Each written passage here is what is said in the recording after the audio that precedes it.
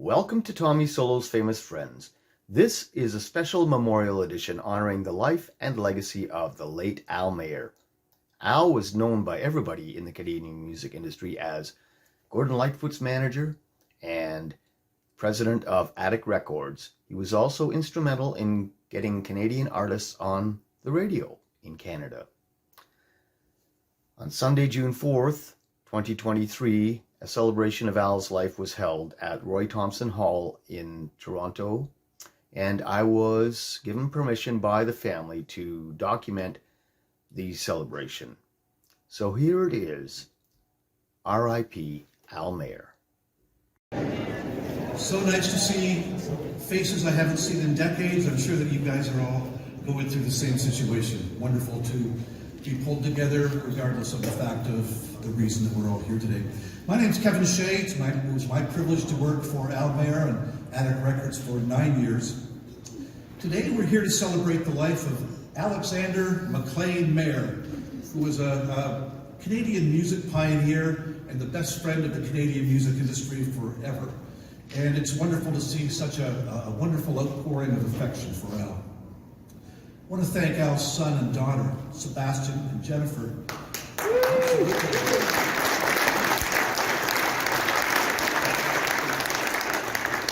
for the opportunity to gather here today, and on their behalf, we thank all of you for joining us here today. So through almost all of his 82 years on earth, Al has had his life revolving around music, from fledgling guitarist to record company guy with Compo, overseeing the career of this country's, one of the most successful artists in this country, is Gordon Lightfoot, and then to start and shepherd a brand new label, Canada's most successful independent record company, Attic Records. Absolutely.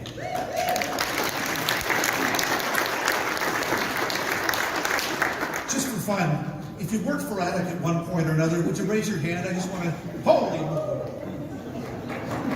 we've got 300 people here, 285. Through it all, Al was a fierce advocate for the Canadian music industry, tirelessly defending rights, advancing opportunities, and advocating that Canadian music deserved to be heard and compensated fairly as well. My own career was curious because it had Attic at the beginning and Attic at the end as well, the record and radio side of things. I was hired in 1974 by a radio station in Windsor, Ontario, and among my jobs was to be the music librarian. And with that responsibility was doing interviews. And the first two interviews I ever did, Ron Negrini and Shirley Eichhardt, whose records we were playing on CKWW radio. So nice to see Ron here today as well.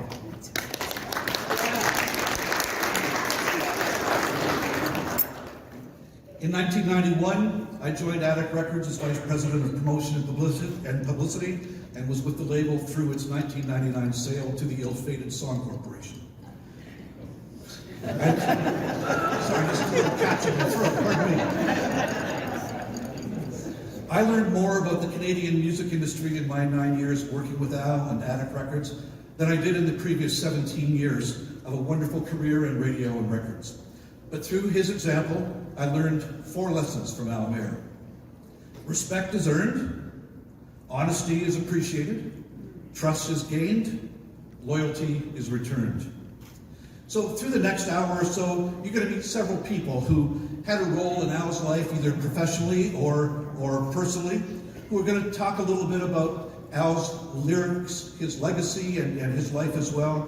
And also you'll hear from several people who were unable to join us today, and we'll have those notes read by Kim Cook and Karen Gordon, who have agreed to read the notes this afternoon as well. So we're going to start off here. All of us knew Al in one capacity or another, of course. Some more than others, and in a wonderful sort of way, but there's only one person in the room who called Al his very best friend. To take us back through a lifetime of friendship, please join me in welcoming Stan Ralph.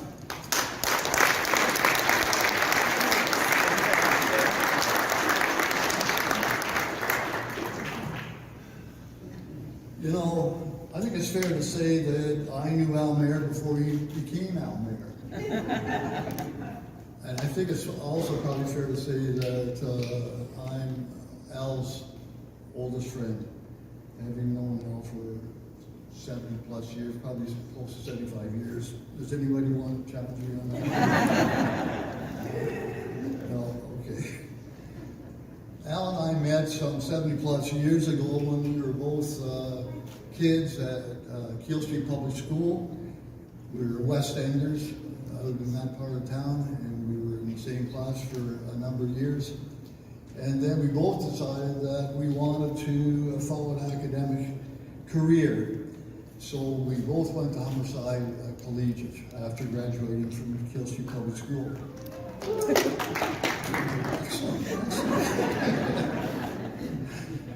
And I vividly remember in grade 10 Latin class. Now, could anybody please raise your hand if you took Latin in high school? You've got to be kidding me.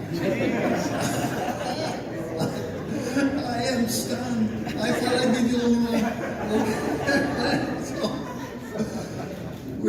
we decided we'd have some fun with our Latin teacher, Miss Irwin. So Al and I got into some encyclopedias and things like that, and we looked up some risque Latin maxims, if you will. And this one day we went in and I can't remember, it was Al and I wrote this on the blackboard, Miss Irwin's class before she came in. And we wanted to see what she would do about this. And the proverb might have been, Te futeo e calarum tuum, which translated would have said, screw you and the horse you rode in. I was thinking, that would be perfect knowing Al and his political views. So anyway, Miss Irwin came in, she saw what was written on the blackboard, and she said, let's translate this. Which she did. What a good sport. What a good sport. Well, this only gave Al and I a little more incentive. And from that day forward, in front of every class, we would go in and write another maxim on the blackboard, and Ms. Irwin would come in and translate it. And finally, we ran out of maxims. Anyway, it sounds pretty juvenile these days to do this, but it was a lot of fun back in the 50s when life was pretty innocent. In grade 9 of 1952, Al and I discovered that we had a mutual interest in rhythm and blues, which virtually nobody at Humberside had heard of back at that time. And we discovered radio station WKBW in Buffalo, which featured a disc jockey called The Hound. And he broadcasted from the Zanzibar Tavern in downtown Buffalo. And his show would go on from The Hound's around, moving and grooving from the Zanzibar. And then he played this fantastic music that nobody in Toronto had ever heard of.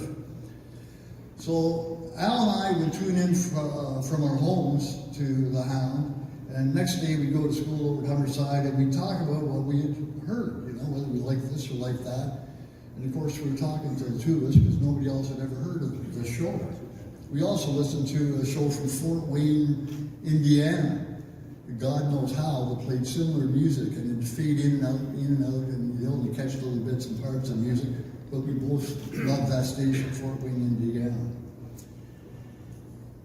So it was good to be on the cutting edge of music back then.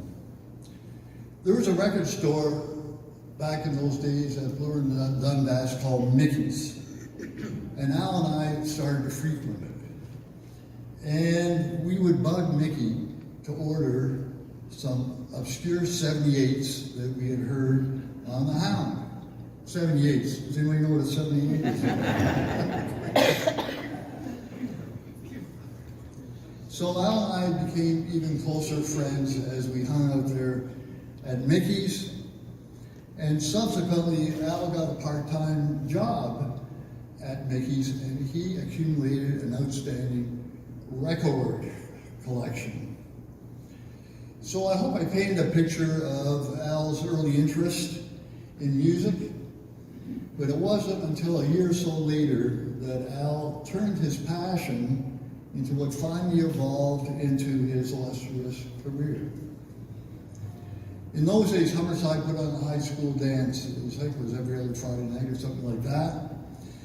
And quite frankly, I do not remember exactly how this came about, but all of a sudden, there was Al Mair, DJ, the Humberside High School Hop, from his own personal record collection.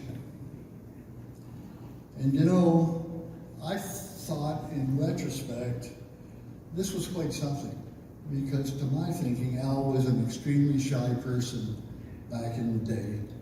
And he would have been about 15 years old at the time when he took this initiative to go and say, I want to DJ the dance at Humberside.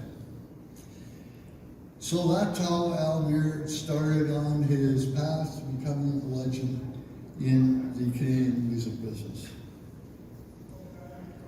I'll leave the recounting of Al getting the job with Cancon Records, becoming Gordon Lightfoot's managing and founding Attic Records to others. But I got to tell you, I always remember how envious I was of Al when he was Gordon Lightfoot's manager, driving around in a red Jaguar convertible company car. Hello. Hello. Al and I stayed friends over the next 70 plus years, and I was very happy for him back in the day when he and Virginia married and became the parents of two fine children, Sebastian and Jen. And over the past years, we were very pleased to host Alvin Whelan at our place, and always considered our get-togethers was very special and memorable, particularly if politics happened to get into the discussion, which it invariably did. Knowing Al.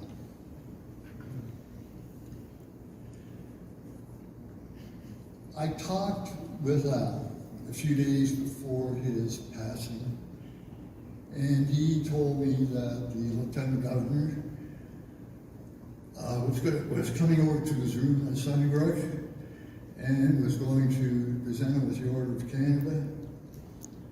And how wonderful, compassionate, and fair it was for Al to receive this recognition at the end of his accomplished life.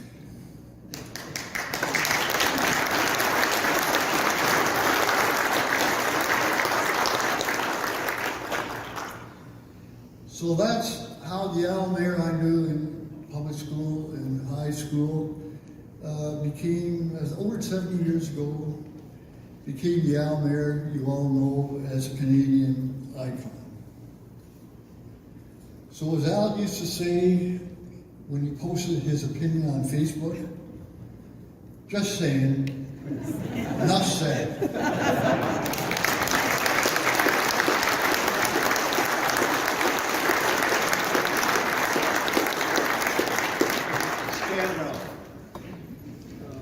Stan Ralph, there we are. Thank you very, very much, Stan. Well, we're fortunate to have our next guest with us today, not only because he and Al Mair partnered to form Attic Records in 1974, but because a year ago, he endured an ordeal that almost took his life. Horrific ordeal. Tom wanted us to deliver his message about what Al means to him. Here's a note from Tom Williams.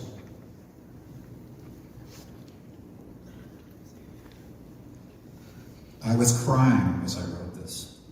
It is safe to say that every person here owes a debt to Al Mair. I do. Al and Tom, he was my friend, mentor, benefactor, and partner. When Al signed Gordon Lightfoot to Reprise, he took Warner's president, Ken Middleton, aside and told him his promo people were terrible and recommended me for the Ontario promo manager's job. I was hired, and a year later, I was a national promotion manager. After that, we spoke to each other every day, sometimes 4 or 5 times a day. We mostly talked about the industry and how no one was signing and promoting Canadian talent. Thus, Attic Records was born 49 years ago today. We had a great partnership, and when it became time for me to move on, our parting was easy and amicable. We kept in touch over the years. When I returned from California, I brought a considerable credit card debt. When Al heard about it, he cut a check to wipe it out. He told me it was his way of saying thanks for making Attic possible. Near the end of Al's life, we were both in Sunnybrook Hospital. I had had my throat slit in a failed robbery attempt and was unable to speak and could barely text. He was fighting cancer, and we were unable to see each other. I found out later that he asked people to go to my room and see if I was all right. That was Al, looking out for me till the end. He was my partner, is my partner, will always be my partner. Alan Tom, from Tom Williams.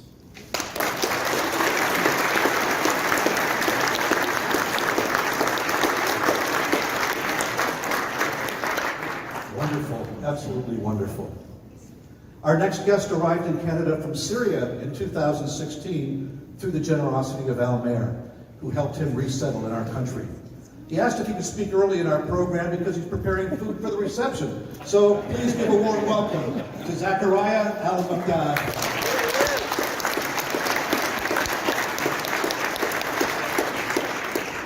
Hello everyone. I don't used to the stage, but today I got the opportunity to speak in front of you, and my condolences to everyone. And Mr. Al, he was one of my sponsors who brought me to this city. And I came to Canada in 2016 as a refugee after my home and restaurant destroyed by the war. Al, he gave the opportunity for myself and my family to have a great life and great experience in Canada. And Al, he used to visit his sister who lived in Scarborough near my restaurant. And each time he go and visit her, he will come by my restaurant to say hi and make sure I'm doing well. And the first thing he's asking about my mother and how the kids are doing. What a great person he was. And so now you are in the hands of God. My God bless your soul, your kindness soul, and we'll never forget you. And always will remember you in our prayers. And thank you all, and thank you for listening to me.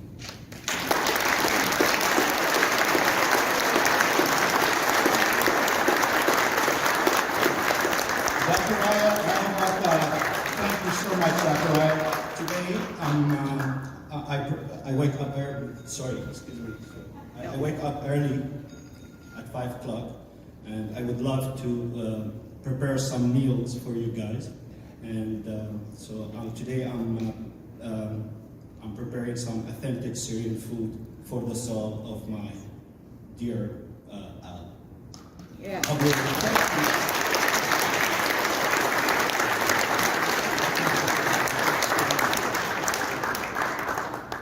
Zachariah Baghdad. Triumph was one of several acts that Attic signed and was subsequently able to negotiate a U.S. deal. And what a triumph it was, exploding out of Texas and prompting massive performances at the US Festival in California and Texas Jam in 1983. Guitarist and vocalist Rick Emmett sent along a note for Al's celebration of life. Al Mair, Tom Williams, and Attic gave me my first recording contract. I remember Attic taking out a trade ad, proudly proclaiming that Triumph was going to make them rich. My feeling is that both Attic and Triumph did pretty well by each other. We are partly who we are because of who we were and what we have done. The honest, hard work of Attic and Al Mair helped open a lot of doors for me. Rick Emmett. Very, very nice. Thank you.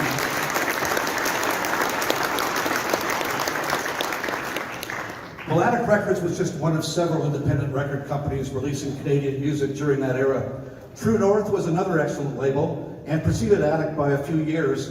And while there was a friendly rivalry, there was also a strong friendship between Al and the creator of True North, Bernie Finkelstein. Gotta try and summon my best greasy Finkelstein. Sorry I can't be there with you all today, but Al would understand why. I'm working. I'm on the road with Bruce Covert in New York City today. Al and I went through more than a few wars together, sat on the same boards together. Sometimes we even fought with each other, but even then, I always had the highest respect for Al. Al taught me a lot, and I always looked up to him. He showed me how to have a real business. I once asked him why he had so many employees. He said, to protect me from my distributors. He was kind and generous with his time and information with me. Even after we had both retired, so to speak, we kept in touch. I miss him every day. Rest in peace, Al.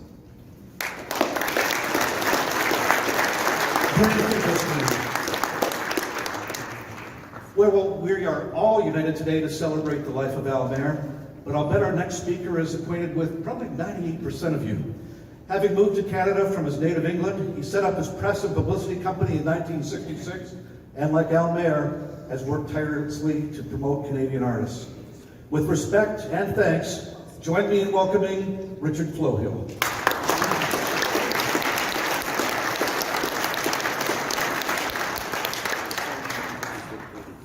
Start off with this and telling you the 3 rules of the entertainment business as per Randy Newman. 1, always introduce yourself even if somebody's just done it. Secondly, never tell the audience that you're sick or you're not feeling well or that your last record wasn't any good.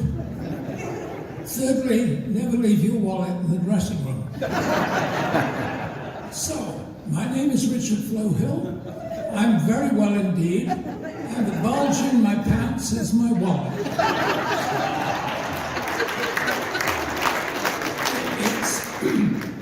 It's such a privilege to be here to share our affection for Al, our memories of him, for everyone here. He was a friend, a mentor, an honest business person, and a kind, generous man. I'd like to talk not about Al's life, but about his death. As you know, he chose a medically assisted end to his life, given the grim, dire prospects he faced. Mere weeks after a group of us had had lunch and ice cream sandwiches at Scallywags at St. Clair and Young. We joked about the indignities of colonoscopies, and we made plans for future projects. Uh-oh. Why do I write this stuff on paper that won't unfold? Okay, hang on a minute. Okay, here we are. The 2 texts for this short sermon come from music people. Les Barker, a North of England songwriter, band leader, and comedian, always told his audiences, I'm going to live forever. So far, I'm doing very well. And saith St. Bob Dylan, those of us who are not busy being born are busy dying.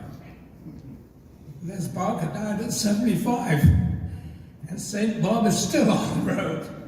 And if I may be personal for a second, I turn 89 in 3 weeks, and like Bob,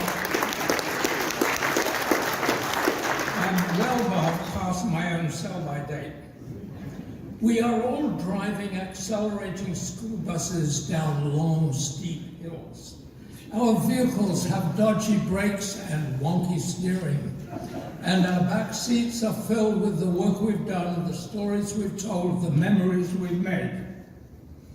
And, as we know, as our buses speed up, there's a curve coming. The questions that consume our dark thoughts are twofold. How and when? Al, with compassion and bravery and the deepest consideration for his family, his friends, and his own well-being, grabbed the steering wheel and took his bus over the cliff. He has left us a legacy of grace and kindness, sound advice, clear thinking, constant encouragement, and even financial support. We all miss him. And let us hope that our own final bus rides will be as dignified, as purposeful, and as meaningful as was ours. Thank you.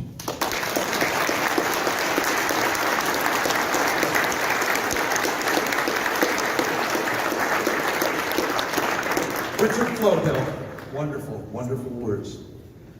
Well, the Beach Boys' best days were long behind them when Attic Records secured and released their Summer in Paradise album. And to help promote the release, Bruce Johnston of the band came to Toronto and Vancouver for press and left very much impressed with the band's Canadian label. Bruce Johnston sent along a message for today's celebration of life. And I just add, for a member of a band famous for creating symphonies in under 3 minutes, this is perhaps an appropriate length. From Bruce. The Beach Boys were delighted to be with a record company that had such an independent heart and soul at the creative level. Bruce Johnston, the Beach Boys.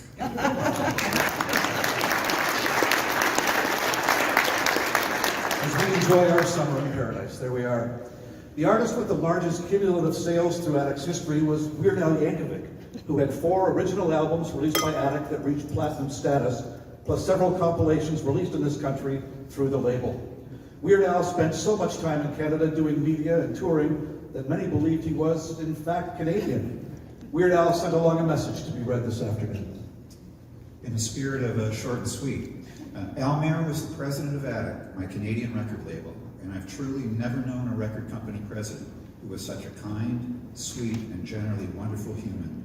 He was loved by many, and he will be greatly missed. Weird Al Yankovic. Well, through Attic's 25-year history, the company gave a large number of people their start in the music industry, and Leonard Brody was one. After Attic, he earned his law degree and then, like Al, went to Harvard Business School. And since then, he's become a venture capitalist, building and financing several businesses, a best-selling author, a highly in-demand speaker, and his work has been featured in Fortune magazine, the Wall Street Journal, and the New York Times. A note from Leonard Brody.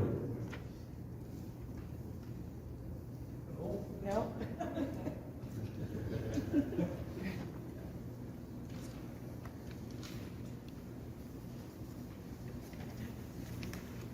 Sorry, my roadie didn't get this right. I am my roadie. Leonard Brody. If you are lucky enough in your life, you'll meet a person or two that will shape how you think, see yourself, and help develop you as a person. Many of these individuals end up passing through your day going unnoticed, or never even making the connection on how they actually impacted you. Al Mair was not one of those people. I was fortunate enough to have been brought into the Attic family by mentor and friend, Kevin Shea. I didn't really know Al, nor for that matter know much about him as a person or a musician. Scion? I looked it up, and I still didn't get it right. My time with Attic, however, is one of the most cherished of my life. Al gave me an education that no university or grad school ever could. He was a crash course in how to think like an entrepreneur, to be ambitious, and to do so by digging into the corners where others weren't willing to look. As I write this now, I realize how impactful he was on my choice to be an entrepreneur and to run my own companies. I think he actually said to me at one point that I was unemployable, which hurt at the time, but in hindsight was actually the greatest compliment he could have given me. He showed me what it meant to be the person who was responsible for keeping the lights on and turning them off at night when you're the last to leave. During my short tenure at Attic, I was arrested. I was driving a rental van filled with a bunch of drunk and high musicians with bloody face paint and demon costumes called War. We were doing a press tour.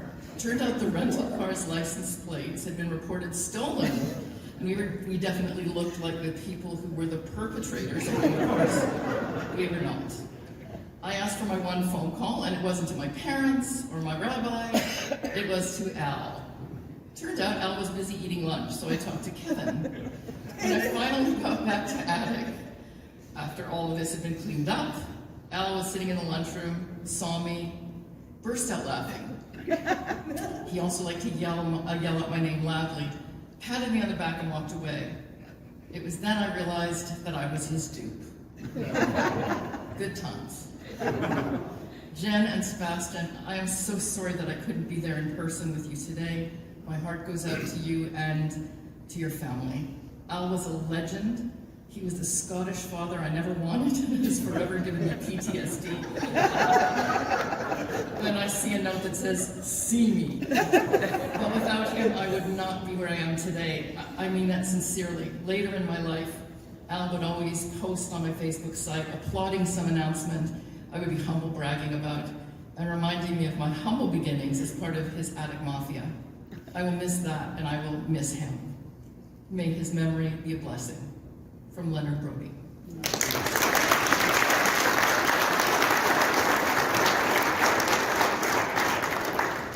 Our next guest was one of the earliest signings to the fledgling Attic Records label and went on to record 2 albums with Attic, plus enjoyed a sizable radio hit in 1976 with the track I'm Easy. Still performing today, I'd like you to welcome Ron Negrini.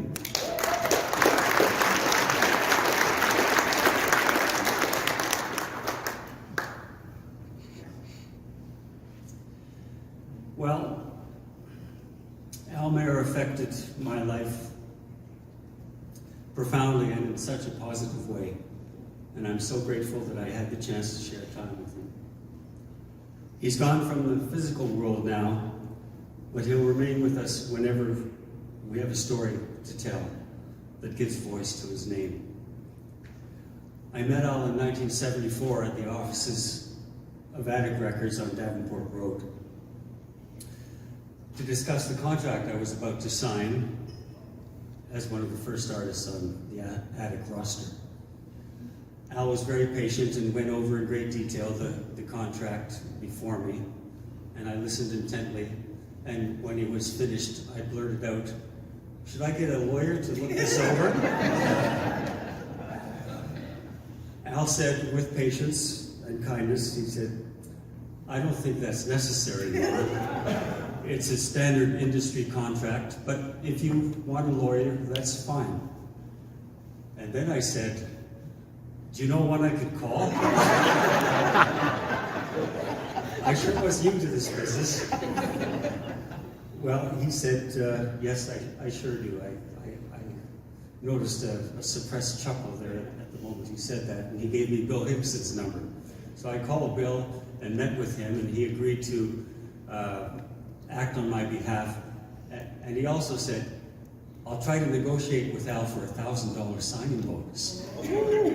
I said, "Wow, that's a year's rent." We were renting a house on a little cottage on Richmond Street and Strawn, and we were paying $80 a month, so it was well within an extraordinary amount of money for me. A week later, Bill called and said to me, "Everything's fine, Ron. It's a standard industry contract." And Al has agreed to give you a $600 signing bonus. Well, I was delighted, I was excited and relieved, and couldn't wait to sign. And then Bill gave me his invoice for $650.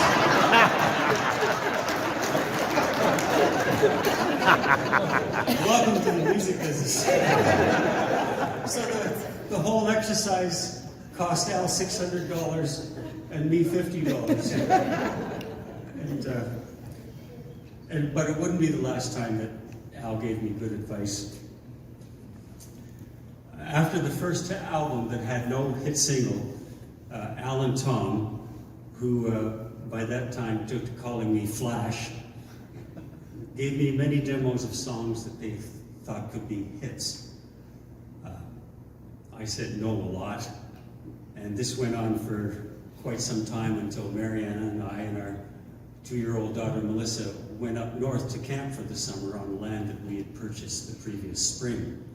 It was an idyllic summer for us, and when I got back, Al called me in for a meeting on Davenport Road, where it seemed my life unfolded in great, wonderful unfoldings. He said to me something I'll never forget. He said, "Ron," no, actually he said, "Flash, do you want to keep your land?" And I said, "Yes." And he said, "Well, if so, you really need to have a hit to establish yourself nationally. And I think I found one that would be great for you." So I listened that time and I recorded I'm Easy. And Marianne and I kept our land, and that's where we live this day.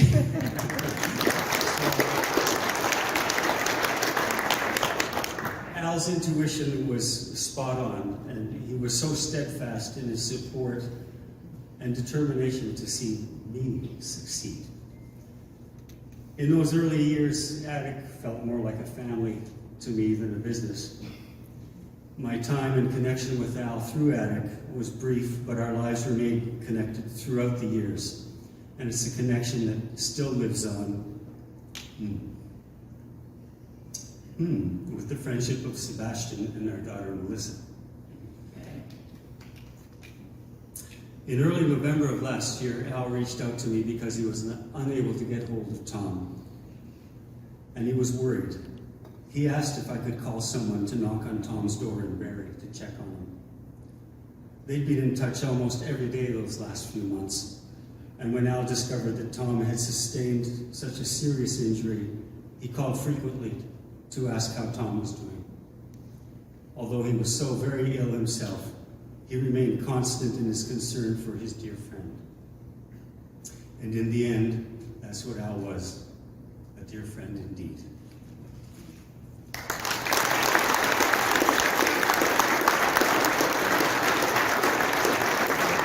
Ron and Julie. Beautiful, Ron. Thank you very, very much. For years, the voice of Dave Charles was ubiquitous, heard in major Ontario markets before he and his partner, John Perico, formed a consulting firm they branded Joint Communications and went on to create Q107 here in Toronto. For decades, Joint artfully consulted radio stations and record companies. Dave's consulting acumen took him to Australia for many years, but he's since returned home where, like Al, he fought for the rights of Canadian artists. Unable to join us today, Dave Charles sends his message for his longtime friend, Al Mair. Sorry I can't be with everyone celebrating Al Mair's amazing life in music as I'm recovering from hip surgery. Al, you showed us how to make great music on your Attic Music label from 1974 to 1999 and became one of North America's top indie labels. Amazing artists like Anvil, Lee Aaron, Maestro Fresh West, The Nylons, Teenage Head, and Triumph all flourished in the Attic House of Music. You also looked after another Canadian icon, Gordon Lightfoot, who passed just recently. One of my most cherished music trophies was presented to me by Al and members of Triumph at a Canadian Music Week event, that classic Attic stained glass window. Every time I look at that, I'll think about all the great things Al did to make Canadian music shine across Canada and around the world. I remember that time that Al came to visit me on the Gold Coast of Australia to have lunch by the sea. To see him again made me realize that we all had a role to play in making sure great music got played and heard. My music fans everywhere. We talked music for 3 hours. Love that about Al. Our last meeting was another long lunch at Scallywags in Toronto. We had a great time talking about the music industry and how music plays such an important part in all our lives. I miss Al Mair. We all miss Al Mair. I thank Al for being on the radio and record committee with me, Gary Muth, James Campbell, Jane Harbury, Tom Wilson, and the late Doug Chappelle. Al helped us by making sure that those great music and radio people who built our industry were made to feel special. Let's raise a glass to cheer for all that Al accomplished. To Al Mair, music legend, friend, and great guy. Rest in peace.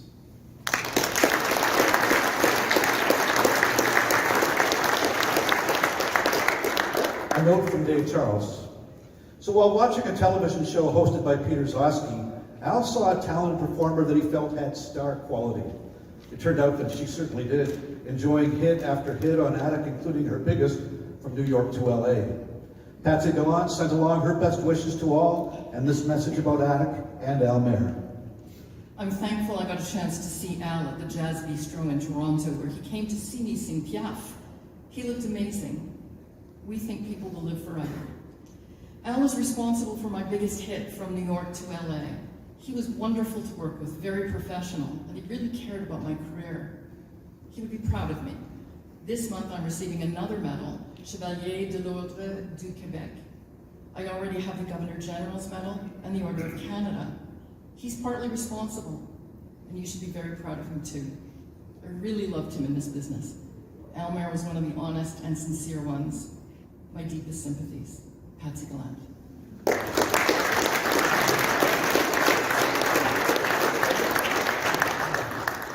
The Canadian music industry's history has been chronicled by many through the years, but no one has done it better or longer than our next guest. Record Week, The Record, and now FYI News keep us informed on the goings-on in music, both in Canada and internationally. Here to join us today, welcome David Farrell.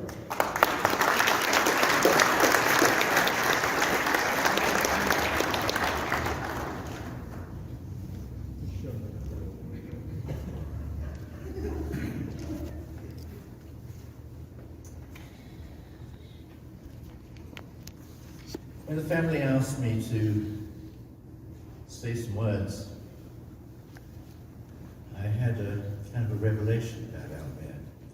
He'd been in my life on the other side of the table for years, since the beginning of Attic Records. But I never really thought about his life in its entirety. And what I came up with was that he was a truly exceptional human being, the kind of human being that I would love to be myself. But he had a he was exceptionally kind, generous, smart, honest, thoughtful, perceptive, diligent, and he fought for what he believed was right, and his enduring goal was to make it possible for Canadian creators to be able to make a living and be heard in Canada.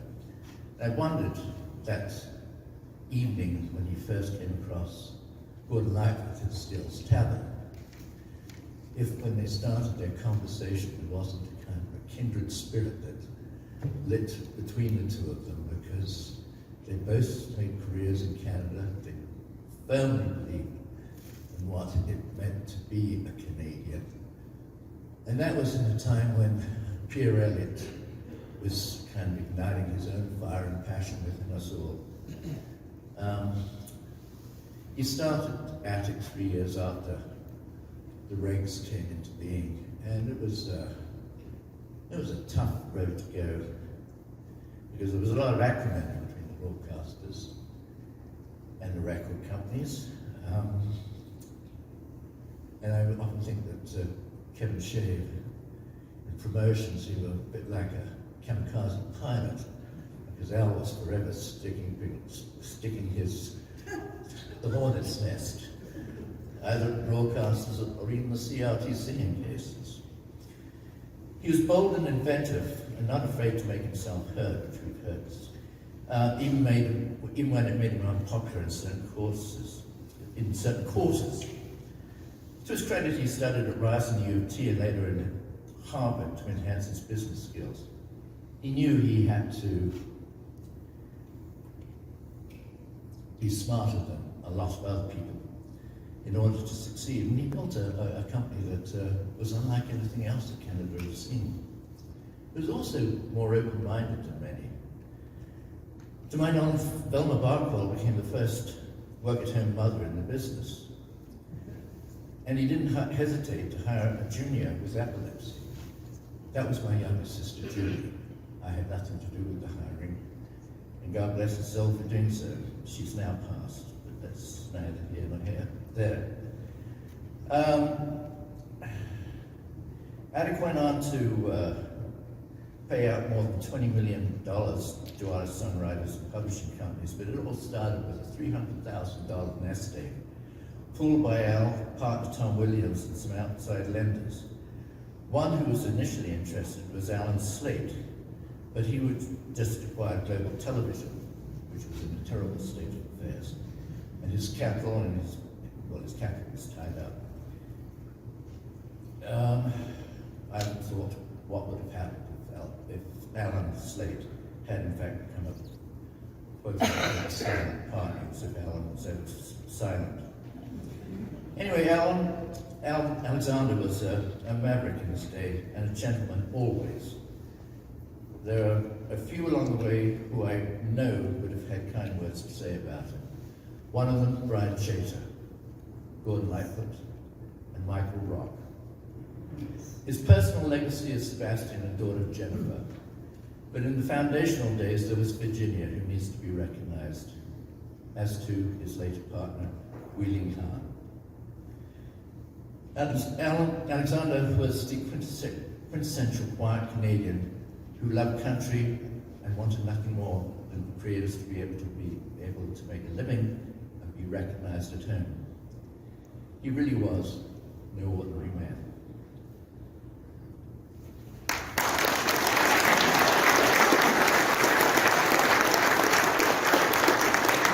David Farrell.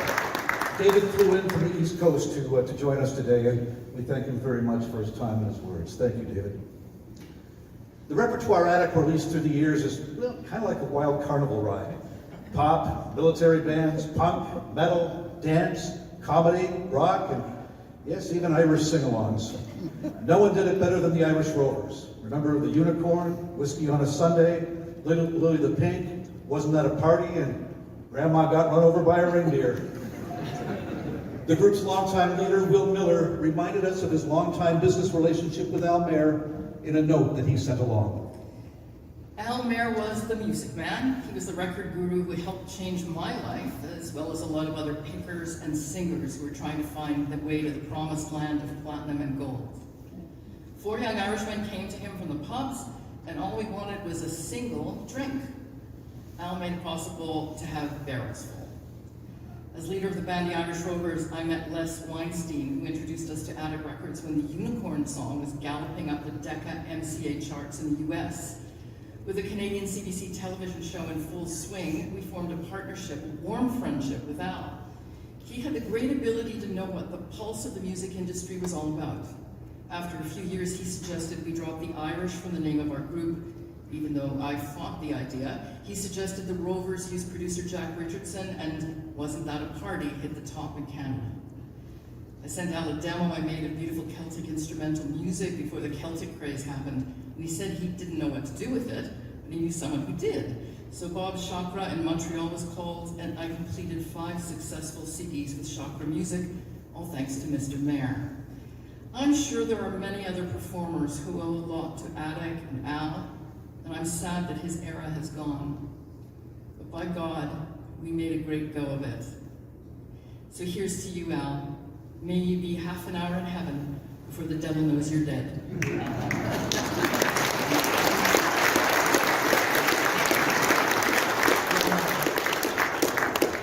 So nice. Will Miller, Irish Rovers. Well, my, the next note we received comes from a guy who had 3 incarnations with Attic Records. There was never a dull moment in every one of them. He was in Flood, the first group ever signed by Attic. He later joined Attic again with his own band, Gatto, and when Attic was creating its Contact series of albums with songs you'd hear at hockey arenas, this artist contributed a couple of songs to those as well. On the road as we speak, Greg Donovan sends his regards and contributed some unforgettable memories of his time with Attic. It was Al and Tom Williams that signed my old glam group, Flood, to Attic, their new label. They both knew good music and songwriting and appreciated the kind of media interest young boys flaunting themselves in public, festooned in satin and velvet, would garner. Brother and Me was our first single release, and it did well in the national charts. After I left the group, the Pilling brothers were quite content with Attic's efforts, so they remained and continued recording hits for the label. In 1981, Attic went way out on a limb by signing my group Gatto to the label.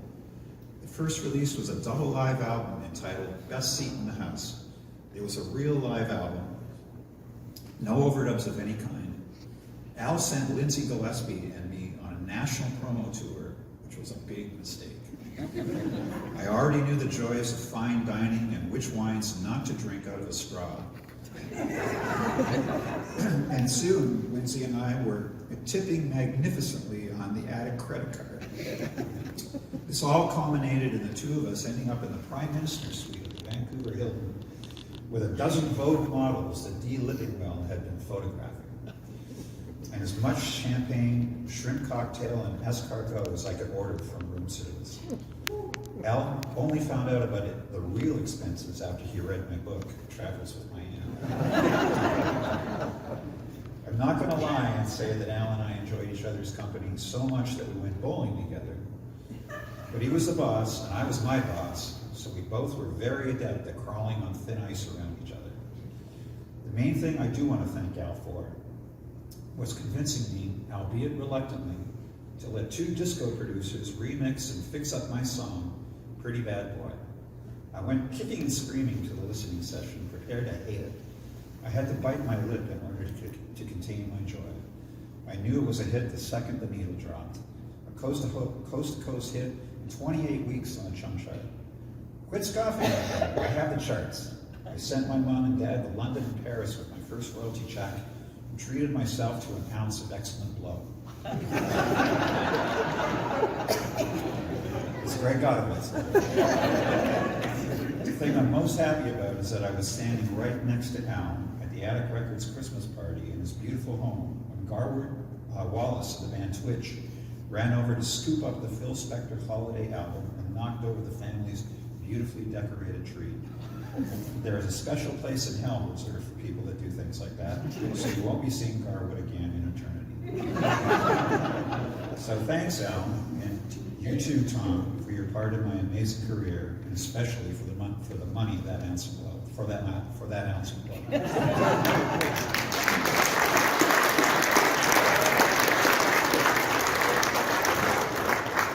Only Greg Godovitz. Wasn't that a party? Well, for 7 years, our next speaker was one of the faces of Attic Records, crossing the country as the Vice President of Promotion and Publicity, and telling all that would listen about artists such as Lee Aaron, Haywire, and Maestro Fresh West. Please welcome Steve Waxman.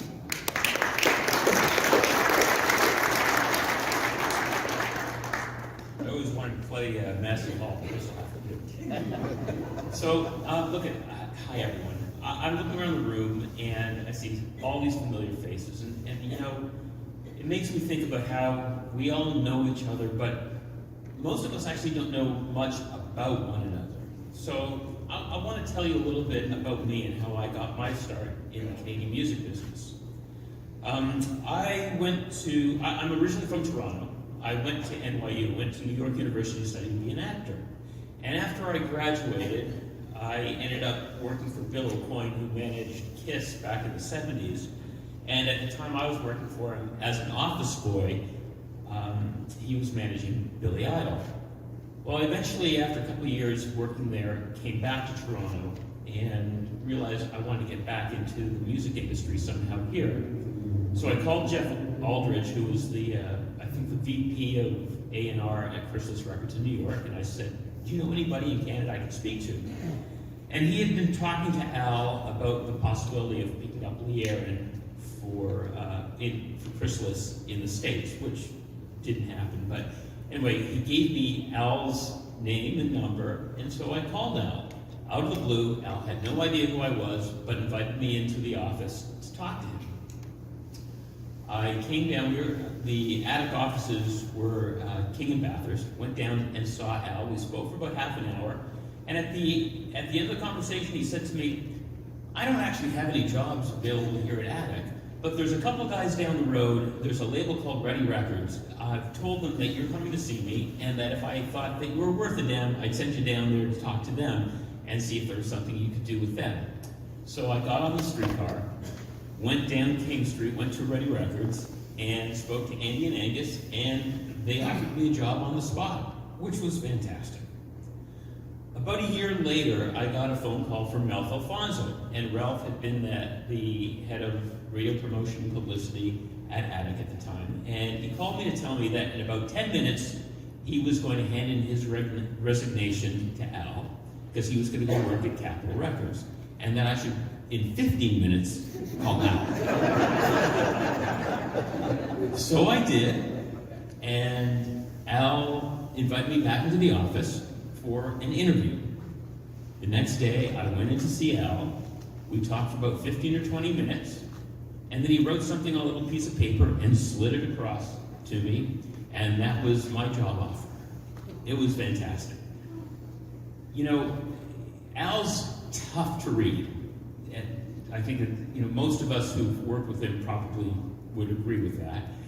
But the one thing about Al that was always amazing was he gave us so much freedom that we could do so many things creatively, and we did some wonderful, wonderful things and some really stupid things. But he always supported us, and it was really something, because his faith in us would just never waver. You know, in the time that I worked with Al, I never socialized with him, but a year and a half ago, he and I went out for lunch as scallywags. There you go. And at the time, I finally was able to tell him, you know, what he did for me and how, I mean, it made a career for me. I mean, an amazing career for me. And I thanked him for it. And then, you know, he said, well, I just want you to know that when I, you know, sold Attic Records, I made this much money. That's great. He goes, yeah. And then he ordered a sundae. And then he said to me, you know, Steve, I've bought enough lunches for you. I think it's time you buy lunch for me.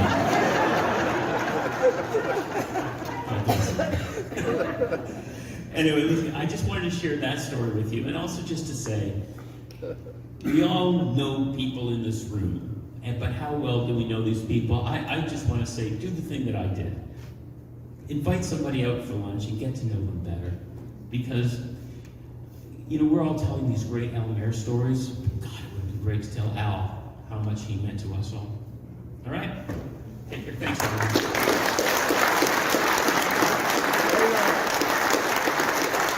Steve Waxman. Al Mair's celebration of life brought to you by Scallywags. Our next guest message comes from the most prolific Canadian artist ever signed to Attic. She had 6 albums and a compilation released during an 8-year period between 1984 and 1992. Lee Aaron is on tour, but she sent along the following note. I had some of my most creative, joyous, and vibrant years with Al Mair and Attic Records. Losing Al indeed feels like the end of a very special era. I know it's been said, but I'll say it once again. Al was one of the bona fide great record men of his time.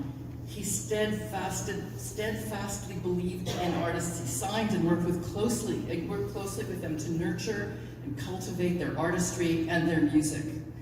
He believed in me. He saw something in me that I didn't see in myself when I was an insecure 20-year-old kid trying to figure out my image and my music.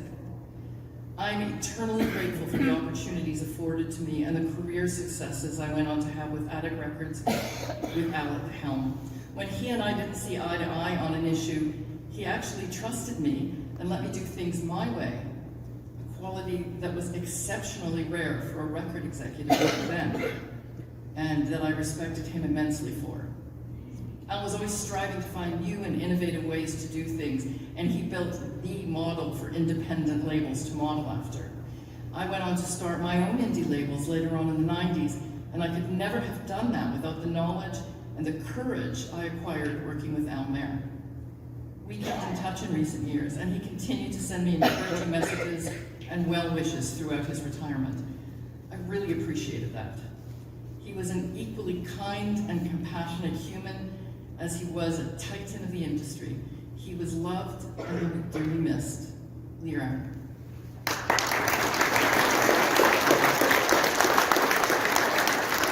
So nice, thank you. Well, while working at Attic Records, the staff, and we were really a family in the most wonderful way, we'd occasionally socialize, and in the summer, it was a barbecue and swim at the house that Hart built. Yeah, the co-author of What About Love for Heart left a career playing music in Rose and Toronto to join Attic Records as the Vice President of Artist and Repertoire.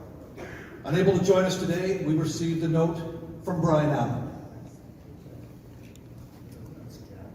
Somewhere in the mid-90s, as Vice President of A&R, I had assembled and submitted to Al the financial forecast and budget for A&R operations for the forthcoming fiscal year.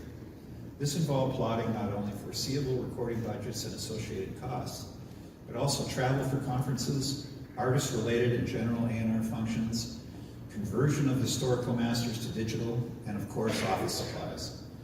After delivering the paperwork, I went back to the task list on my desk, and a couple of days later, realized I had forgotten to plug in one of our better-known artists' recording costs. I hastily amended the forecast and crept to Al's door. When he got off the phone, I admitted my mistake and sheepishly handed him the amended forecast, apologizing. His reaction? Ryan, if you're not making a few mistakes, you're not trying hard enough. That was the Al Mair that might not have been apparent to some people, but it was the guy I knew. When it came down to it, he had our backs. He built many of the values I hold dear today. I am grateful to have been his employee and miss him a lot.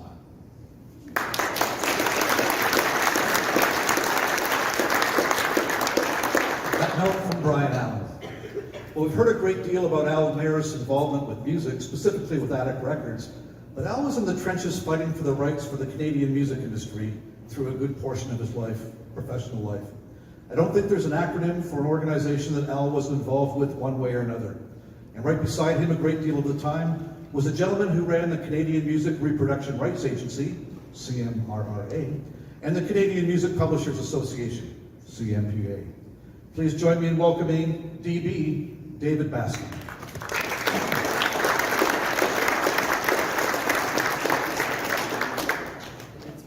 Well, thank you very much. I'll take Flo Hill's advice. My name is David Baskin. I have not left my wallet in the dressing room. Bad thing to do with a crowd like this. I'm reminded of the late great Anna Russell, a Canadian artist who is not well remembered today. She did comedy versions of opera, so we're talking about a small niche here. But she referred to herself as having one of the great voices of the decade. And somehow looking at all these altacuckers in the audience, myself included. For those of you who don't know, altacucker is Yiddish for distinguished older gentleman. It feels familiar. First of all, to Jen and Sebastian, thank you so much for putting this together. I know it means a great deal to all of us to have this opportunity to remember and to honor Al and all the amazing things he did. I'm a lawyer. I plead guilty. I always plead guilty. And I came to the music business via a slightly different route. Music has been part of my life from the beginning, like I'm sure for everybody here. I played at being a musician, because I was never much of a musician, but I love music and I still do. I used to have a radio show on Jazz FM 91, and jazz and classical have been my life. Not so much pop and rock, which I love like everybody else, but jazz and classical are at the heart of my own musical taste, which is why it means so much to me to be chatting with you today in this particular space, or as maybe on another occasion over at Massey Hall, both of which I was involved with as a member of the board and took such a strong interest and supporting role in helping to support these incredible halls, because as we know about life in Canada, and particularly in Ontario and Toronto, the arts have had to claw their way up into a level of public acceptance and celebration that you'd think would come naturally, but there has always been a struggle for the arts in this country to establish themselves as being as legitimate a business as being hewers of wood and drawers of water. And Al was very much the kind of person this country needed and still needs, because unfortunately we have far too many, I'll use the term advisedly, leaders for whom culture and the arts it does not occupy the place in the minds and the hearts that it should. The individual artists, absolutely. The national outpouring of affection for Gordon Lightfoot, whose association with Al we've heard about, is obvious an indication that the arts matter intensely to Canadians. But there's no question, Al knew that we had to fight for the place, for arts place at the table. We still do. We probably always will. So, if anything, we need more Al Mairs for a lot of reasons. As I said, I'm a lawyer. I was originally on the broadcast side, for which I have attempted to expiate my sins for many years. I was on CTV Television Network, and I wanted very much to remain in that business. I was under the tutelage of a man some of you may remember as Murray Churchover, one of the more remarkable Canadians I've ever known. When it was time to move on, I ended up answering an ad in a publication called the Ontario Reports, which is delivered to lawyers every week, chronicles of current cases and so on. And it said, major music licensing organization seeks general manager. Of course, it was a want ad for CMRRA, and so I got the best job I ever had in my life out of a want ad, which isn't really what I ever expected would happen. So I went and I was interviewed by a few people, including Frank Davies. and he's with us today. And sadly, some of them aren't, like Jerry Renowich or Cyril Devereux. So many names that were so important and a big part of our lives aren't with us. That's why I very much, I like the idea. Take someone to lunch and celebrate him and learn about him now while you have the chance. Don't let it be a matter of regret. I was one of the many people who Al took to lunch and bought Sundays. He didn't make me pay for lunch, so I figure I got off easily there. But we had a wonderful lunch not all that long ago. So I worked at CTV. I enjoyed entertainment law, but coming to CMRA was very different. I knew nothing at all about the business side of the music business. I knew nothing really about the legal questions, the contractual questions, the relationships between publishers and songwriters and record labels and broadcasters and so on. I learned pretty fast. We had all of 8 or 9 employees and some part-timers, and the business had started to grow. The CD had appeared on the marketplace, and so the business was exploding. And so there was so much to do. Among the people on my board of directors was this guy named Al Mair. Now, there's 2 words that are frequently mixed up with each other, and they don't mean the same thing at all. Serious and solemn. Al was one, but not the other. Al was, as the title of one of my favorite Coen Brothers movies, a serious man. He took the business seriously, as he had to. It was his money on the line. It was a business that required focus and energy and an innate strategic sense of where he wanted to go.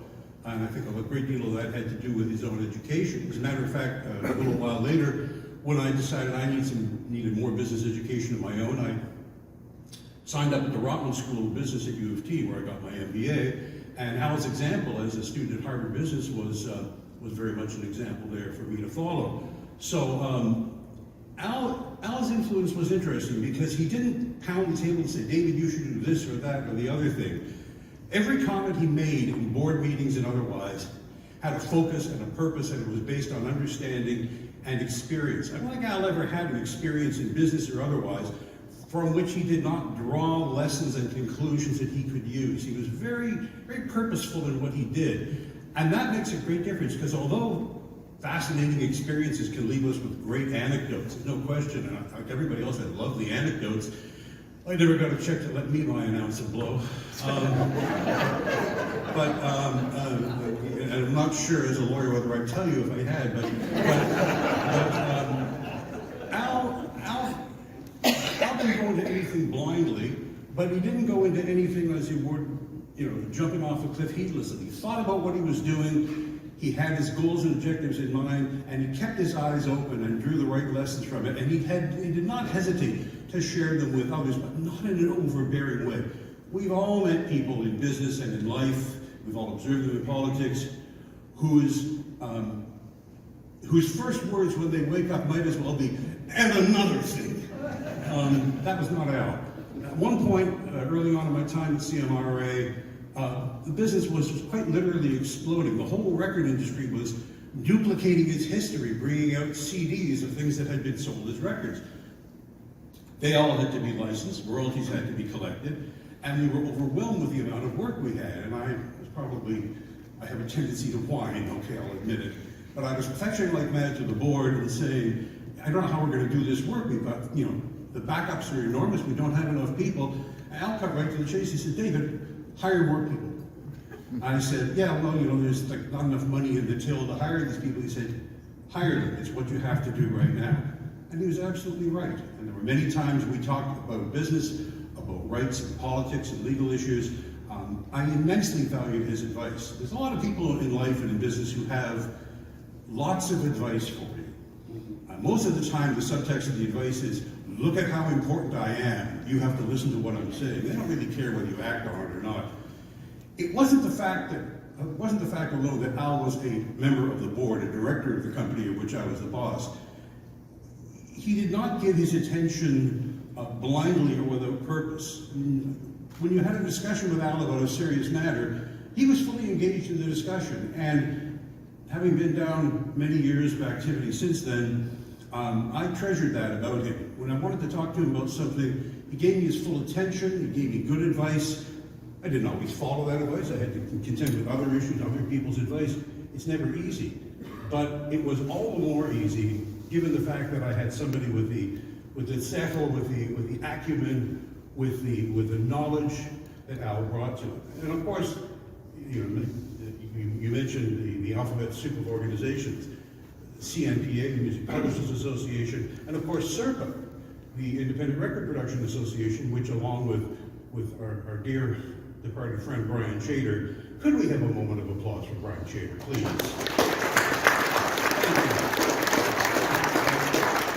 So much of the Canadian music industry still owes so much to Brian Chater and the fights that they led, he and Al and others led for Canadian content. Going right into the teeth of the broadcasting industry, many of whom really didn't want to bother with Canadian content. Why bother? All the decisions are being made in New York and Los Angeles. We just have to take what they do and do it here. Never heard of these Canadian guys. It was never enough for people like Brian or for Al, of course.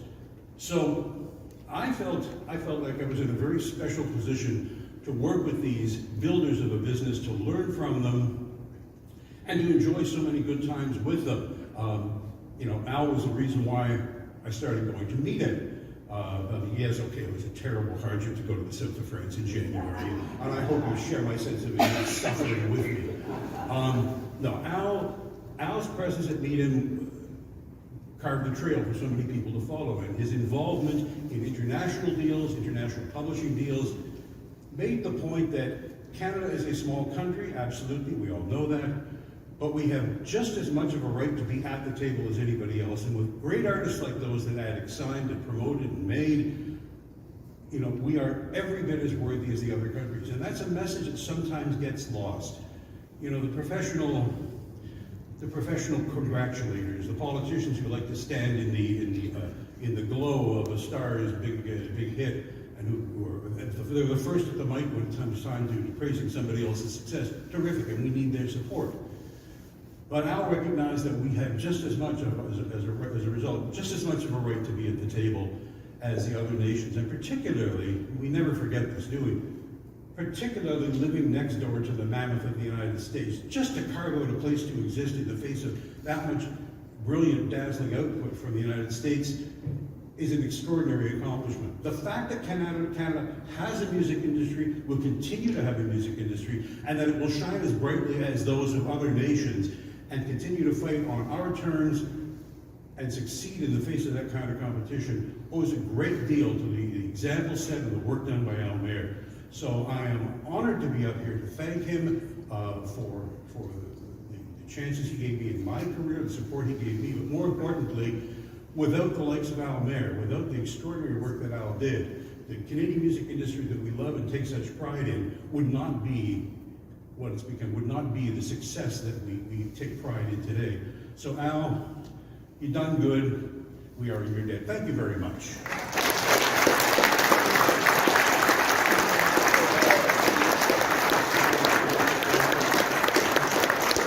Thank you, David Baskin. Thank you very much. Through Attic's 25-year history, there were 4 people who did promotions and publicity for the label. Tom Williams was the first, Steve Waxman was the third, I was the fourth.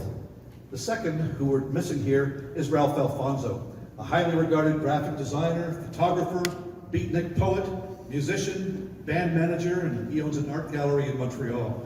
Regrettably, he couldn't be with us here today, but Ralph sent a note that lovingly recalls his time with Al at Attic Records. The tiniest office I've ever seen for a promo guy. And I was a promo person too, so I know how tough that must have been. No offense to anyone else who was tidy.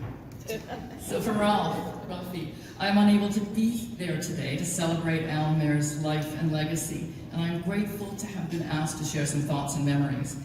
I was at Attic for 7 years, and I have to honestly say those were the best 7 years of my time in the music industry. I've worked at many labels over the years, Warner, Capitol, and Network Records, but the only one that anyone ever asks me about is Attic Records. That was a magical time. Where else could I be dealing with Anvil in the morning? Anvil got up in the morning? Talking and taking Hey Good Hardy to a TV interview in the afternoon, and then working a Plasmatics gig the same night. Where else could I start off as the shipper and end up as the head of radio and publicity? I later found out that Bryan Adams and Dean Cameron also started off as Attic shippers. That was a pretty magical warehouse. What made Al Mair so great was that he fostered a real family atmosphere, and if he trusted you and believed in your abilities, he let you do whatever you wanted. I was sure I was going to get fired for some of my shenanigans, but Al had my back. He was an award-winning old promo guy himself, so I think she means former promo guy, not old specifically, but I think he enjoyed watching me develop my skills over the years and having a few laughs as well. Al always saw Attic as a fluid record label. It wasn't trying to be a cool label or super hip or anything like that. Al saw it as a kind of mini major label. He wasn't tied to any genre. If we liked it and it could make money, we did it. So you had a roster of heavy metal, Swedish bird whistlers, the Irish Rovers, disco, Australian crooners, the Nylons, Katrina and the Waves, Dr. John, Teenage Head, John Prine, and even Julie Andrews. In the office, there was always the yin and yang of Al Mair and his partner, Tom Williams. Al was the serious one, and Tom was the fun one, but that was not really true. When I went to meet him after I left Attic, I discovered the other side of Al Mair, party animal. Meetum is where Al made a lot of his incredible licensing deals and where he became a real rock and roller. Everybody knows Al's Buddy Holly story, but there's a better, cooler story. Did you know that Al got into a fight with Gene Vincent? He told me Gene Vincent was trying to pick up his girlfriend, so he got mad and kicked Gene's ass. Gene Vincent was like the bad boy rock and roll at the time, but Al didn't back down. When I was there, Attic was only 5 or 6 employees, and every Christmas we would look forward to the Attic party at Al's house. It's crazy now to see Sebastian and Jennifer all grown up. They were just kids running around the office. The other cool thing was the reject pile in Al's office. There was always a stack of vinyl on the floor of all the stuff he got sent and passed on for release. I found some great goodies in there, and then one day I invited Vince DiGiorgio to dig through the 12-inch singles, and he ended up licensing a bunch of them for his own Power Records label. The trickle-down effect of Al Mair was everywhere. On a personal note, it blew my mind that both Al and Tom came to my wedding in Vancouver.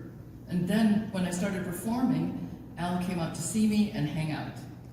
And of course, then when Facebook came around, Al seemed to be perpetually on there, liking and commenting and sending me links to things he thought I would be interested in. But I wasn't the only one. I think everyone here was blessed in one way or another by Al on Facebook. And of course, we're all missing his daily dose of the worst album covers. In conclusion, I want to thank Al Mair for giving me a start and for his faith and confidence in me over the years. I am forever grateful. His legacy lives on with all of us who knew him, but especially those of us who worked with him and were always encouraged to reach higher and to love what we do. Ralph Alfonso.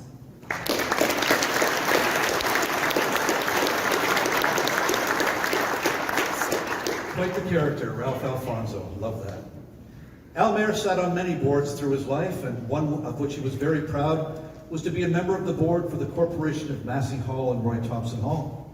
Our next guest served as the president and CEO of said corporation for more than 30 years. Say hello to Charlie Cutts.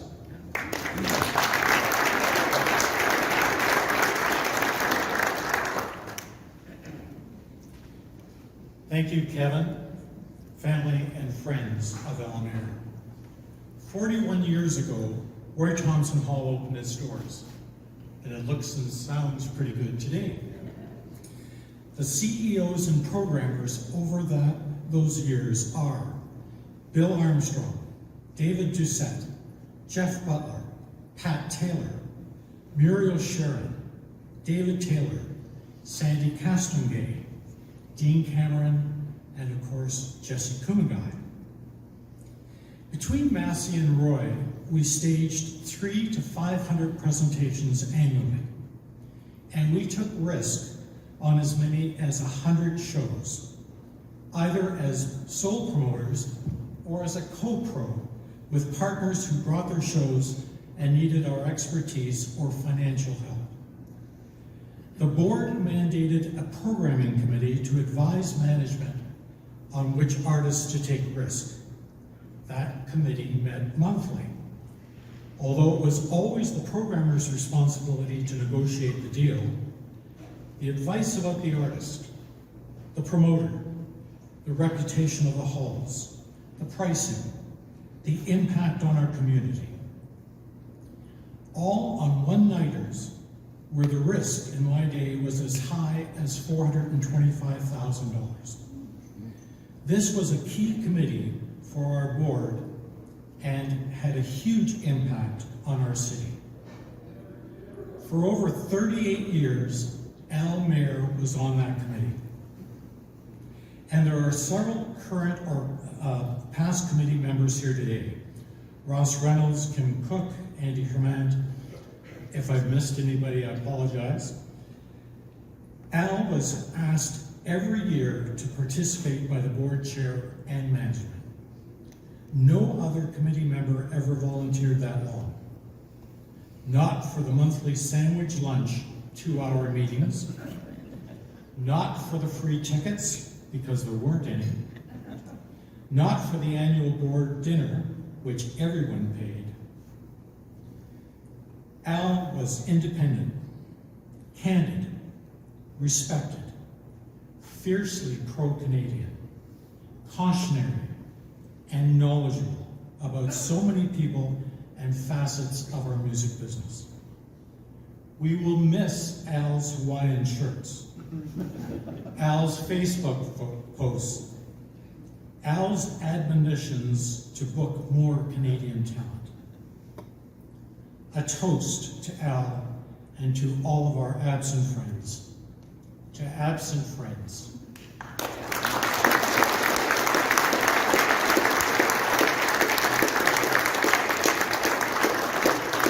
Lovely. Charlie Cutts, thank you so much. The mandate in the early days of Attic Records was to sign singer-songwriters. Ron Negrini, the wonderful Shirley Eichhardt, and our next speaker certainly carried the torch for Attic in those early years of the label. With 3 albums and a greatest hits package that included songs that were ubiquitous on Canadian radio in the 1970s, Ken Tobias sends his regrets that he couldn't join us in person today, but is home in New Brunswick taking care of his 99-year-old mother. From Ken Tobias. I first met Al at Gordon Lightfoot's office at Early Morning Productions in Toronto. It was 2:30 p.m. Monday, June 17th, 1974. My brother and manager Tony and I had just moved back to Canada from Hollywood. I had finished my relationship with MGM and Cobert Records. Tony had mentioned that there was a new indie label starting up called Attic, so we were meeting Al to see what was up with maybe joining the Attic family. My first impression of Al was that he seemed confident and knowledgeable about the Canadian music business. He and his partner Tom made me feel at home right off the top. We made 4 albums together from 1974 to 1978. Over the space of those years, I was on the road across Canada touring, but when I was back in Toronto, I would be meeting with Tony, Tom, and Al to discuss a new studio recording or going off to the BMI, ProCan, or SoCan Awards together. During that time, I had many chats with Al. He was a lot of fun to hang with his rapier wit. He was always giving us the skinny on this or that artist or management or music association. I had a lot of respect for him. When I left Attic later and eventually moved back east to take care of my now 99-year-old mom, I lost contact with Al until the internet and Facebook. Soon I was back in touch with him and so enjoyed his rants and notices on FB. I was now posting my artwork on Facebook as I had been a painter for many years, selling my work privately. Al always came to my postings with a positive word, and he eventually purchased one of my large works. Al always supported Canadian talent, always a good word, always a heads up if an injustice was going down. I do miss him and occasionally still look for his postings on Facebook. And then I think, wait, he's moved on. Blessings to his family and friends.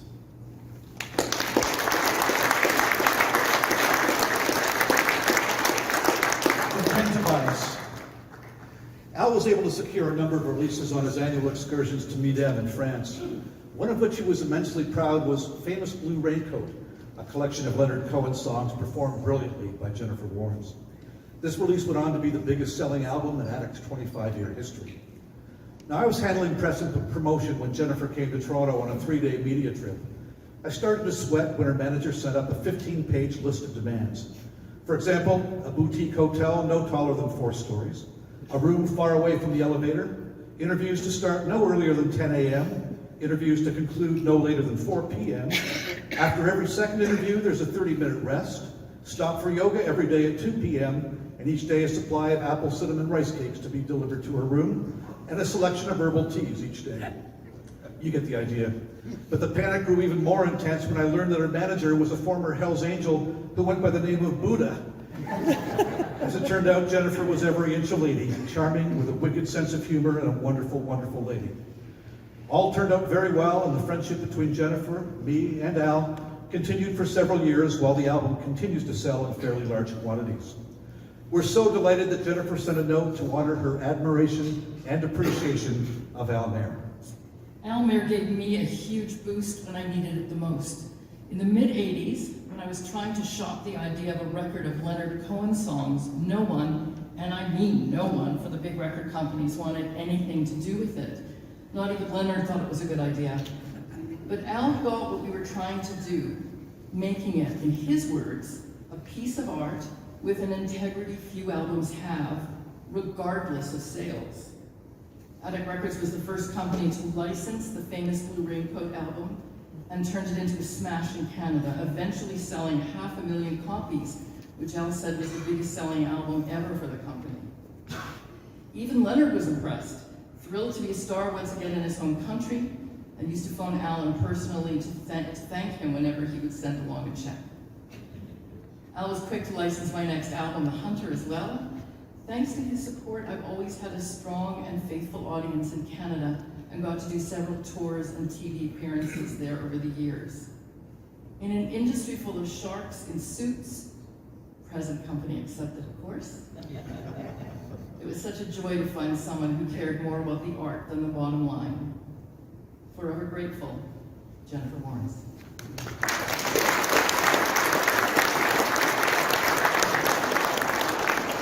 Lovely note from Jennifer. Thank you. It's difficult for me to imagine Attic's success without the immense role played by Velma Barkwell. For one thing, she was the only one who could read Al's handwriting, but Velma played a vital role with Attic for many years, assisting in so many facets of the company. And you should know that Velma played a very large role in today's celebration of life today for Al Mair. Loved by all who ever dealt with her, please welcome Velma Barkwell.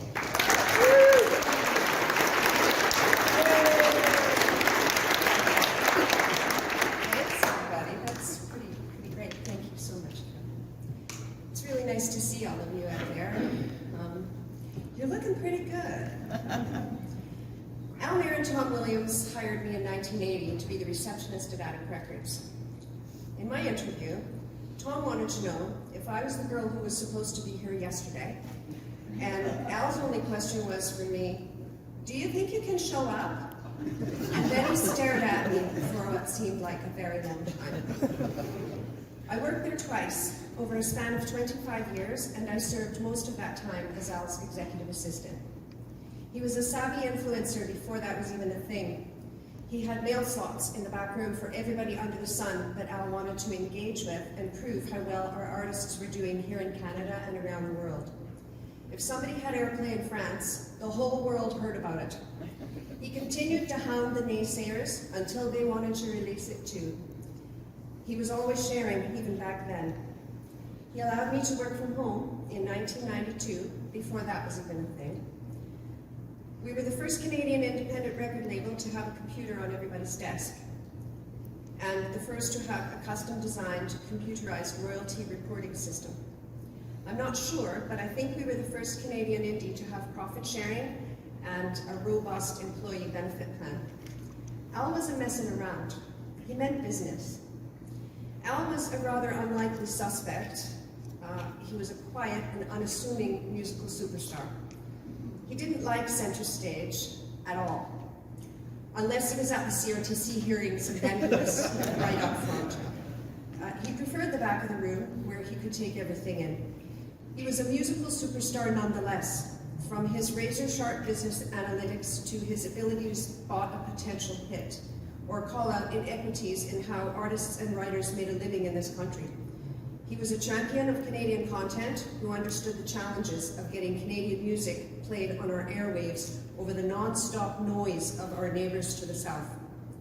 He helped to develop funding models to better support touring, writing, marketing, and international business opportunities for Canadians that they had never had before. He had many milestones in his career. He was a member of the government SAGIT, the Sectoral Advisory Group on Cultural Industries. They helped to negotiate the NAFTA Free Trade Agreement. He was also considered an expert witness to the Supreme Court of Canada on copyright issues. As many of you know, a Harvard grad and a companion member to the Order of Canada. Al Mair was just what our industry needed. His contributions to the welfare of Canadian artists and composers are enduring and immeasurable. I'm going to tell you some things about him that only his Attic staff members really know. Over the 25 years that Attic existed, there were quite a few staff that came rolling through our doors, and almost every one of them remains steadfastly loyal to Al to this day. To us, he was simply Al. He was our work dad, and we just never ever wanted to disappoint him. He was a black belt. He expected 110% effort and a disciplined focus every day, and he got it. He held us to very high standards in everything we did. It was because he held those same high standards for himself in the way he lived his life. He was always the first person in the office in the morning, no matter how late we were the night before at an anvil show. If you could do what he asked, and if you could show up and keep up with him, then you could stay, and then you became part of our Attic family. Al was the kindest person you could know. He was humble, and he was also funny. He was very generous, not only with his time, but also in his donations to charity. He knew the names of all of our children, our spouses, our partners, and he took time to get to know them all. He was a welcome guest at all of our weddings, and he was always the first to stand close by us when each and every one of us faced our most difficult life moments. He was our fearless leader, our steadfast compass, and our home base. He changed us. He changed all of us at Attic Records.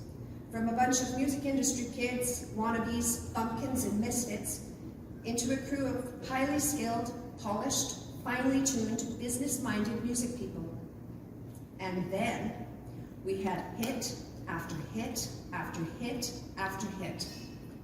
He made us damn good at what we did, and in turn, very proud of what we accomplished together. It really was and still is an Attic family. The gravity of his gifts to all of us, personally, professionally, and to the benefit of Canada's music industry at large, can't be understated. And yet, he was the most understated person you could ever meet. Al maintained integrity in all of his business dealings. He was honest, and he was a good man. I know, I was there. If you didn't like him, it was because he outbid you, or he outsmarted you in a deal, or he told you what he thought you should be doing. He did that a lot. Or he simply chose wisely who to back and who to stay away from. He also taught me that just because we could do a deal, it doesn't mean we should. He took the time to find logical and sustainable revenue streams across multiple platforms, in multiple countries, in multiple artists, in multiple time zones. Al tried his own way to help each and every one of us to succeed. He helped out so many people, you guys have no idea. He helped people financially if they were in dire straits. He paid a mortgage payment for someone. He sent out checks to people when he knew they needed help. He would show up on people's doorsteps, literally, to check on them if he thought they were in trouble. I think he did a great job of showing up, and I'm so thankful to have known him for all of his gifts of knowledge, and most of all, his friendship for all of these years. We kept in touch. A week or so before he passed, I had checked in and asked him how he was doing. He let me know he was receiving end-of-life care now. And then he mentioned his concern to me for his dear friend, Tom Williams. Those were the last words he said to me. He cared about you very much, Tom. He really did. Sebastian and Jennifer, I know he loved you both with all of his heart, and his very favorite thing of all was being your dad. I miss him already. I already have things I wanted to tell him and knee-jerk want to call him. His legacy in a career that spanned 5 decades is that he left us so many reasons to be proud of our musical heritage, of our Canadian artists and their struggles and their wins, and for all of us to do whatever it takes to continue to nurture, protect, and embrace our very uniquely Canadian musical identity. Thank you, Al, for all of that and more, and thank all of you for listening to my story.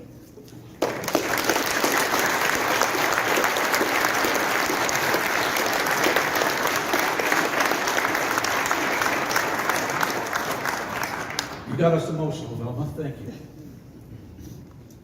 From my own experience, saying goodbye to a parent can be painful, but it can also be cathartic. Today, Jennifer and Sebastian heard stories they've probably heard 1,000 times, and they also heard stories they heard for the first time. Right, Greg Donovans? Anyway, more importantly, they saw firsthand the love and appreciation that people have had for their beloved father. To close out our program today, please give a warm welcome and thanks to Al's son, who flew in from Japan earlier this week, helped us organize through the last several weeks, Sebastian Mair.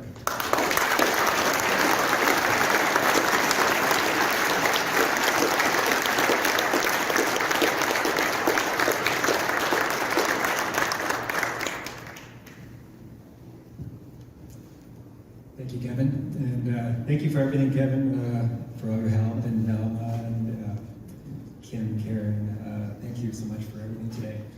And on behalf of my sister Jen and I, we just want to thank you all for coming. This is a wonderful turnout. The stories, I hadn't heard the Greg Donovan story, by the way. I heard directly from Greg outside the book, but we sat together with Dad about 5 years ago over at the Sheraton, I think it was, over a beer. Anyway, it really took my dad's passing and to understand the really profound effect that he had on people around him. I mean, actions speak louder than words. It really should have been his mantra. The outpouring of stories over the past few months on how he helped, mentored, supported people has been staggering. We are forever proud to be his children. My father didn't have the happiest of upbringings. Al's mother passed away at a very young age. He had a strained relationship with his father. But music, and especially the dawn of rock and roll, really brought him much needed joy. And I believe helping people gave him purpose. It helped fill the void in his life. He was driven by, and his success was entirely self-made. There's a quote from one of his favorite actors, another Al Pacino. There is no happiness, only concentration. While he was a very focused, straightforward guy, my memories of him as a kid, he was very witty, he was making people laugh, and I mean, that's would stick with me forever. I mean, it's difficult to really sum up my relationship with my father. He was always very supportive of my sister and me. A big traveler. My father passed along an interest in Japan from a very, very early age by introducing me to karate. Saturday mornings when my friends would be snug in bed watching cartoons on Channel 29, I would be on that dojo floor, especially often freezing, doing push-ups on my knuckles. And, well, it's not the greatest of memories. It stuck with me forever. And I mean, it really brought something to my life. Dad would make regular trips to Japan, come back with stories or odd souvenirs like talking alarm clocks or this portable cassette player that was called a Walkman. That stuck with me, and I mean, for now, I've spent now half of my life in Japan. Both Jen and I followed in our parents' footsteps. I mean, the records that were played throughout the house, the concerts, We attended. They influenced us enough to have us both working in arts and culture. I moved into the music industry, though at first he tried to sway me away from it. It's not easy running an independent record label in Canada. For better or for worse, his job really defined him, maybe more than some people. I mean, he loved growing up in Toronto. He was so proud to be Canadian. He would constantly be identifying, as a lot of you know, he'd be identifying any Canadians who were pop culture references or that were in the news. I mean, I was probably the only kid around my age who knew that the Diamonds or the Poppers or the Crew Cuts, the Four Lads, I knew who they were, and I knew they were Canadian. I mean, later in semi-retirement, he was also hired to identify the Canadian Grammy nominees. So I mean, that stuck to the end. But I mean, nationalism almost in a way, it probably got the best of him at times. As most of you've been hearing the stories, especially from like David Baskin.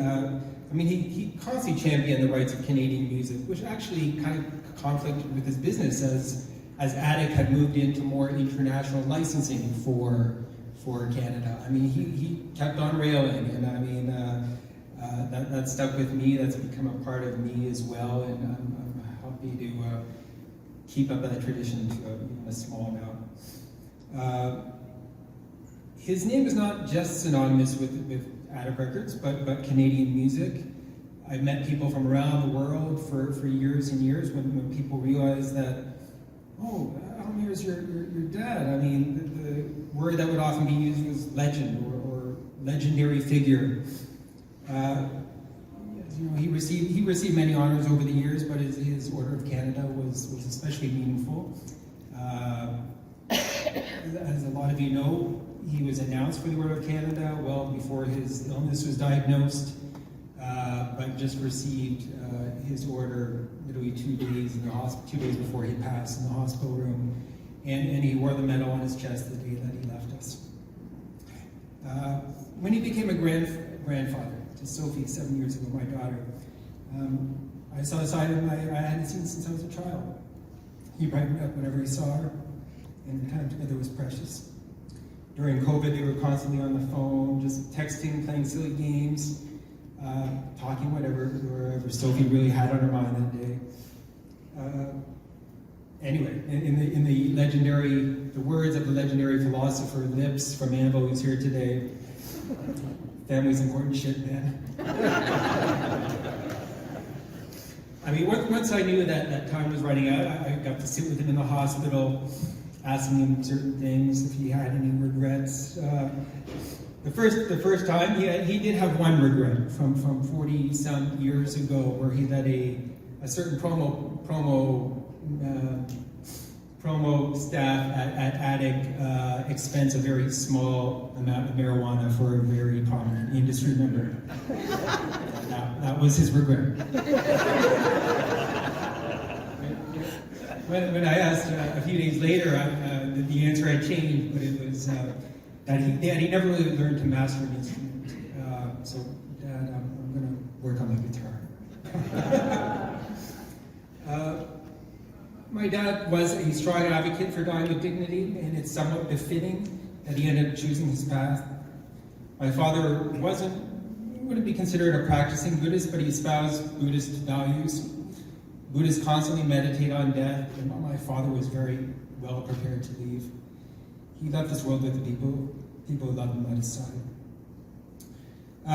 My father was a follower of the Dalai Lama, who he volunteered with during his visit to Canada. I will leave you with this prayer from Shantideva that the Dalai Lama would recite every day, and I think it kind of very much applies to the way that he led his life. For as long as space endures, and for as long as sentient beings remain, may I also abide to relieve the suffering of living beings. Dad, I hope you've reached your destination of peace and joy. I love you.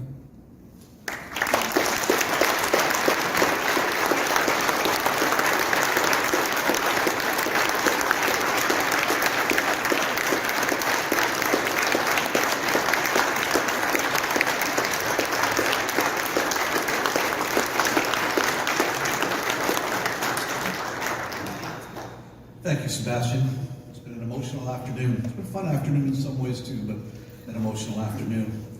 At the conclusion of the celebration of life for Al Mair, we will ask you to head down to the patio for a reception where we can toast Al's life and legacy. Thank you, Sebastian and Jennifer, Al's much-loved children, for today's celebration of life. Thank you.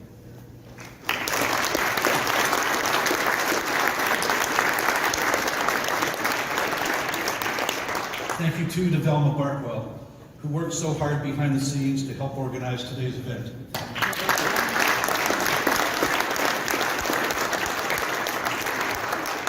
My great appreciation to our note readers today as well. Karen Gordon, Kim Cook, outstanding job.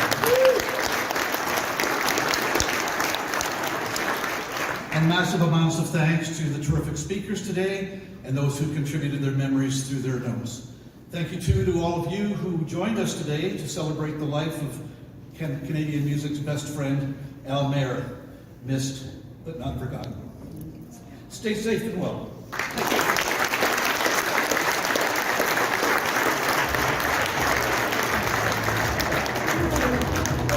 Well, we're on the patio now, still remembering Al Mair, and I'm with Terry Draper. Terry, in 30 seconds or less, do you have a fond or fondest memory of Al? I do. I don't do 30 seconds or less, Tommy. Sorry. Here's to Al. Klaatu's reissues on CD were with Attic Records throughout the 90s. And we went with him to Songcore, the ill-fated move to Songcore. And had many a meeting with Al. Found him to be a relatively serious guy, but a straight shooter. And here's to you, Al. Brilliant. Now I'm here on the patio with Nick Penasico and John Rowlands at Al Mair's memorial. So John and Nick, do you have any favorite memories of your time with Al? Yes, I'm really missing Al. He used to correct all my spelling mistakes and lash me out for using capitals all the time. But unfortunately, with my Parkinson's, my capital records weren't the best, and now I really miss him correcting all my spelling mistakes. All the best to you, Al. One thing about Al, he was meticulous with a personality. You had to love him from day one at checkup. All the best. Now I'm here with Paul Ski at Al Mair's memorial. What is one of your favorite memories of Al? I've got two quick ones. One, I went to, when Al was in the record business early on, I went to Expo 67 in Montreal with Al, and we had a great time then. And he was one of the few, when he was trying to promote a few records, and I was at CHLO in St. Thomas, he was one of the few record people that I allowed into the control room, or maybe I didn't allow him and he just came in, quite frankly, to whatever he was promoting, but certainly great fond memories of him. Awesome. I'm here with Marcia Deacon at Al Mair's memorial service. And Marcia, do you have a favorite memory of your time around Al? Oh goodness, my whole life experience at Attic Records is a favorite memory. Al would just provide various opportunities and experiences for us. I remember going to Florida and hooking up with like the 2 Live crew, Luke Skywalker. That in itself is a memory.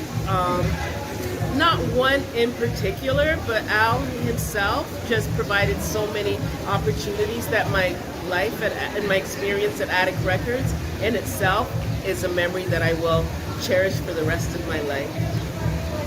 Oh, hang on. Do I have to think of a fond memory? Hang on, I have to think of a fond memory. I'm here with Keith Hampshire, and he is thinking of a fond memory of Al Mair at Al Mair's memorial.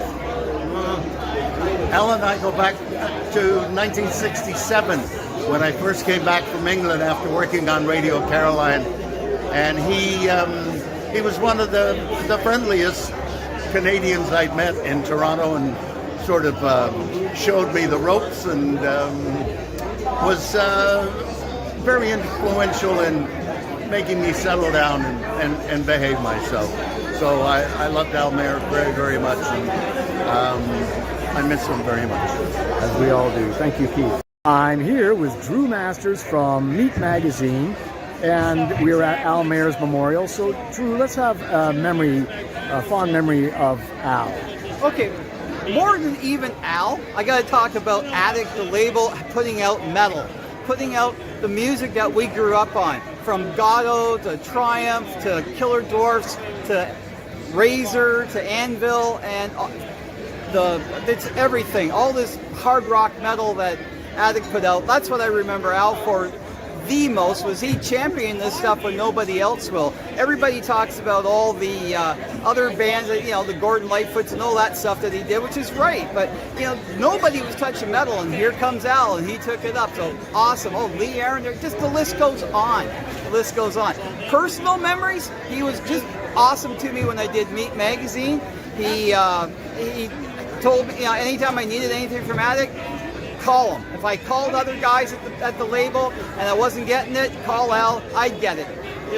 But really, it was just a great time. It was a lot of fun, and Al's awesome. Tommy Solo's Famous Friends is a one-man production, meaning that I've done all the work, including recording, editing, guest acquisition, etc. And hey, here's some news. We've just recently joined forces with 519 Magazine, so you can check out my interviews there as well. The theme song for Tommy Solo's Famous Friends is a clip from my original composition, The Burn, all rights reserved. If you enjoy the show and you'd like to help us keep it going, why don't you click on the Buy Me a Coffee link in the show notes. Hit the like button, subscribe, all that stuff. We really appreciate it. You can find me on Facebook and Instagram. And until next time, cheers.